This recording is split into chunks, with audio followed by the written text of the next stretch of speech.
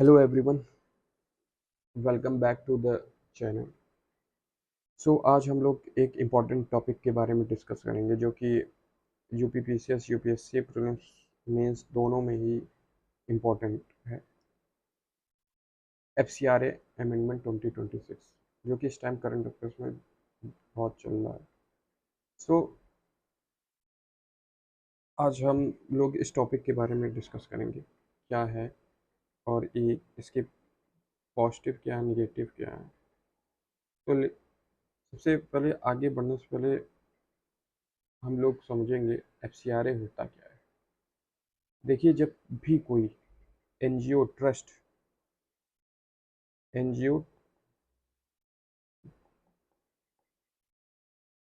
Trust या religious organisation को India के बाहर से यानी फॉरेन कंट्रीज से डोनेशन मिलती है तो उनको रेगुलेट करने के लिए देश में एक कानून है जो कि है FCRA, foreign contribution regulation act. पहली बार ये 1976 में आया था। पहली बार ये 1976 में आया था और फिर ये 2010 में इसको मेजर अपडेट हुई। इसके कोर्स ऑब्जेक्टिव सिंपल हैं। ये इंश्योर करना ना कि फॉरेन फंड्स का इस्तेमाल जो है देश के sovereignty internal security internal security sovereignty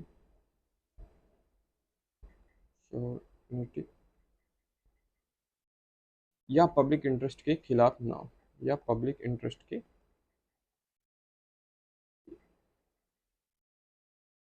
against ना हो। लेकिन अब इसमें नया अमेंडमेंट और रूल्स ने एक बड़ी डिबेट छेड़ दी है। तो चलिए इसको बिल्कुल सरल, बहुत ही इजी तरीके से हम लोग समझेंगे। सबसे पहले हम लोग एनजीओ के बारे में समझते हैं। एनजीओ होते क्या हैं और इसके टाइप्स क्या हैं। एनजीओ नॉन गवर्नमेंटल ऑर्गेनाइजेशन, इसका फुल फॉर्म है एनजीओ। ये ऐसे ऑर्गेनाइजेशन होते हैं जो कि नॉन प्रॉफिट एंटिटीज होते हैं, जो कि गवर्नमेंट के बाहर रहकर ये काम करते हैं। जैसे कि अलग अलग क्षेत्रों में, अलग अलग सेक्टर में, एजुकेशन में, हेल्थ में, या इन्वायरमेंटल एनजीओ भी होते हैं जैसे कि ग्रीन इंडिया। सो ये एनजीओ इस sector, in different different sector में काम करते हैं। लेकिन जब ये एनजीओ फॉरेन फंडिंग लेना चाहते हैं तो इनके लिए दो रास्ते हैं। जब ये फॉरेन फंडिंग लेना चाहते हैं तो इनके लिए दो रास्ते हैं। पहला है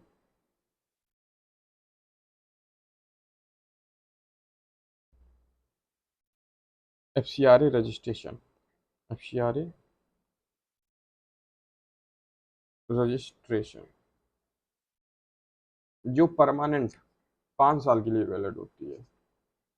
ये 5 साल के लिए वैलिड होती है, 5 ईयर्स के लिए। इसके बिना आप रेगुलर फॉरेन कंट्रीब्यूशन नहीं ले सकते। और दूसरा एक होता है इसी में prior permission route. Prior permission root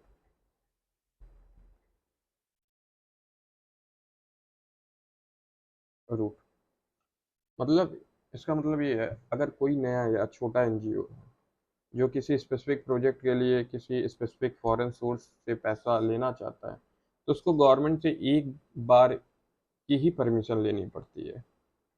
सिर्फ एक बार की ही परमिशन लेनी पड़ती है।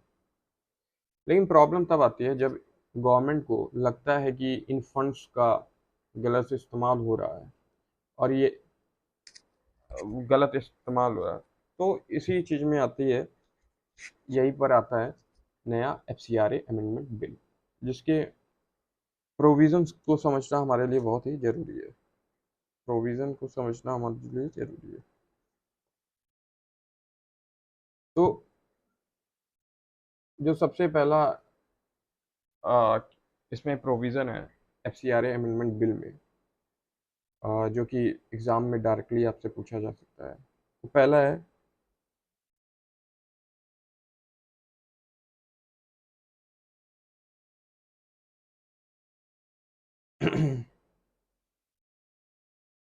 वो पहला है क्रिएशन ऑफ डेजिग्नेटेड अथॉरिटी।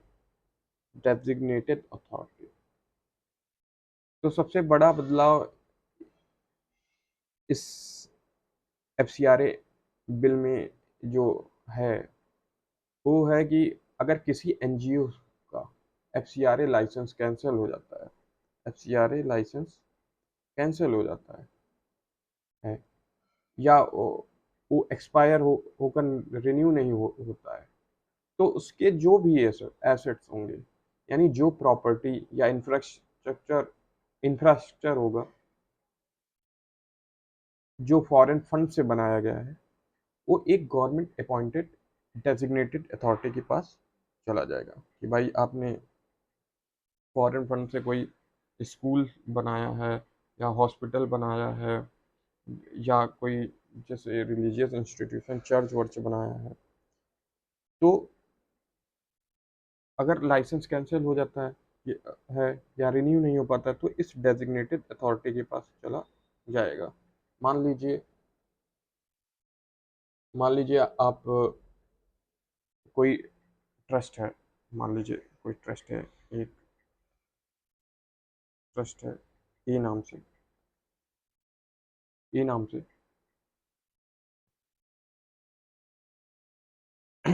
एक, और उसने फॉरेन फंड लिया है 50 लाख लाख का फॉरेन फंड लिया है, और इस पैसे से उसने एक गांव में बच्चों की पढ़ाई के लिए एक स्कूल बनाया।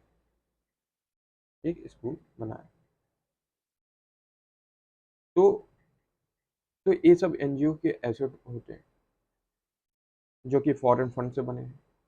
अगर गवर्नमेंट को लगता है कि ये NGO रूल्स तोड़ रहा है या किसी गलत एक्टिविटी में इन्वॉल्व है और गवर्नमेंट ने इसका FCRA लाइसेंस कैंसिल कर दिया है, तो पुराने रूल्स के मुताबिक ये एसेट NGO के पास या किसी दूसरे NGO के पास शिफ्ट हो सकते थे, बट नए रूल के अकॉर्डिंग ये डायरेक्टली डेजिग्नेटेड अथॉरिटी के पास चला जाएगा, ये अटैच्ड हो जाएगा, ये एसेट जो होंगे वो NGO का नहीं रहेगा, ये गवर्नमेंट अपॉइंटेड डेजिग्नेटेड अथॉरिटी के पास चला जाएगा।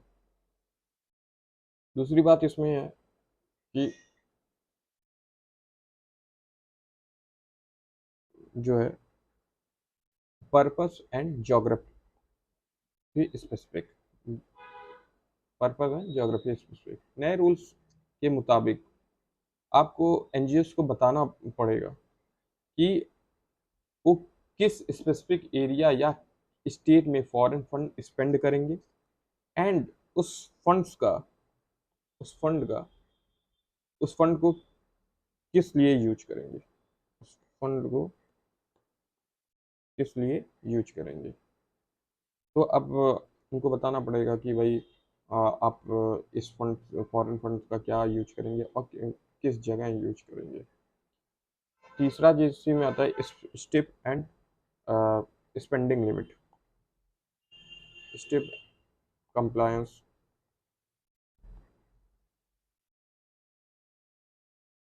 एंड स्पेंडिंग लिमिट लगाई गई है स्पेंडिंग की।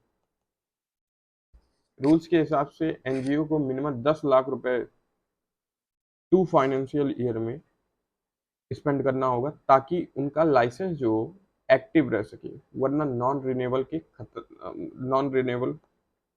उनका लाइसेंस जो होगा नॉन रिन्यूएबल के कैटेगरी में चलेगा, नॉन रिन्यूएबल। एक और चीज इसमें जो की गई है पेनाल्टी रिडक्शन, पेनाल्टीज को इसमें रिड्यूस किया गया है जो कि एक पॉजिटिव बदलाव है। मतलब अगर कोई भी वायलेशन होता है तो पहले तो 5 साल था, 5 साल की क्या नाम है था, बट वो अब 5 साल से 5 ईयर से 1 साल कर दिया गया, कर दिया गया। वायलेशन के लिए मैक्सिमम जो जेल होती थी वो 5 साल से घटा के 1 साल कर दिया गया है। इसके कुछ प्रोस एंड कॉन्स हैं, कुछ पॉजिटिव भी हैं, कुछ नेगेटिव भी चीज़ें। सबसे पहली जो पॉजिटिव चीज़ें, क्या नाम, नेशनल सिक्योरिटी। तो सबसे नेशनल सिक्योरिटी मतलब देश, कंट्री के इंटरनल सिक्योरिटी को प्रोटेक्ट करने के लिए, और इससे ट्रांसपेरेंसी भी बढ़ेगी। जो भाई चलता है कि डिस्टेबलाइज करने का, ये बहुत सारे एनजीओ इसमें क्या नाम है पार्ट होते हैं कि गलत चीज़ों में, जिससे कि कंट्रीज को डिस्टेबलाइज किया जाए। तो इससे ट्रांसपेरेंसी बढ़ेगी और एंटी नेशनल या इलीगल एक्टिविटीज़ होंगे, जैसे कि पोस्ट कन्वर्जन या वायलेंट प्रोटेस्ट के लिए जो भी फॉरेन मनीज का मिसयूज होता था, वो उस पर रोक लगेगी। दूसरा, अकाउंटेबिलिटी बढ़ेगी। ट्रांसपेरेंसी एंड अकाउंटेबिलिटी बढ़ेगी।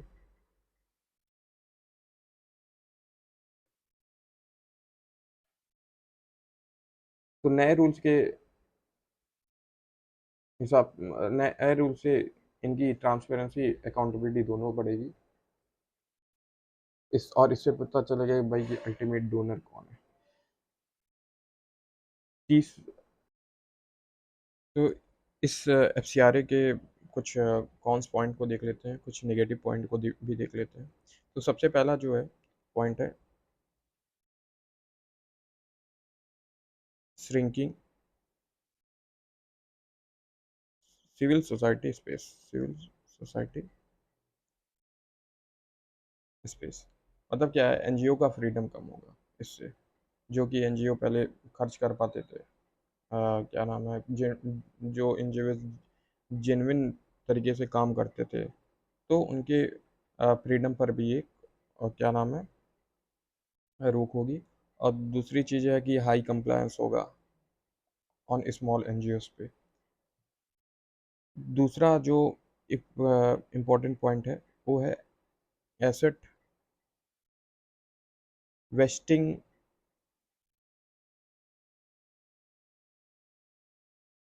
एंड नेचुरल जस्टिस पर सवाल।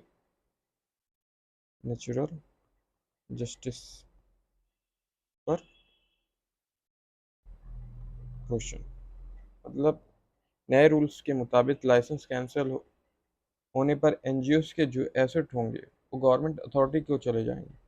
इस पर लीगल एक्सपर्ट का कहना है कि जब ये एसेट पूरे लीगल तरीके से फॉरेन डोनेशन से बनाए गए थे, तो बिना किसी प्रॉपर इंडिपेंडेंट जुडिशियल रिव्यू के उन्हें गवर्नमेंट के कंट्रोल में कैसे लिया जा सकता है।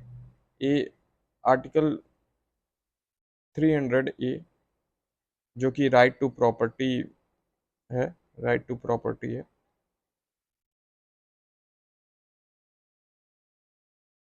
उसके खिलाफ है। इस तीसरा एक पॉइंट, आप बहुत ही अच्छा पॉइंट है कि इससे ब्यूरोक्रेटिक रेटेपिज्म बढ़ेगा, जो कि आप अपने पॉइंट में लिख सकते हैं कि ब्यूरोक्रेटिक रेटेपिज्म बढ़ेगा।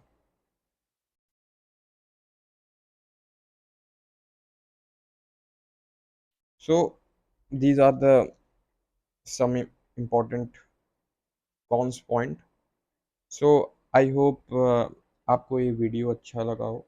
अगर वीडियो अच्छा लगा हो तो आप लाइक कर सकते हैं, सब्सक्राइब कर सकते हैं, और मैं और भी अच्छे अच्छे वीडियो बनाता रहूँगा करंट अफेयर से रिलेटेड, स्टैटिक जो भी सब्जेक्ट हैं आपके, पॉलिटी, ज्योग्राफी, इन सब पे भी।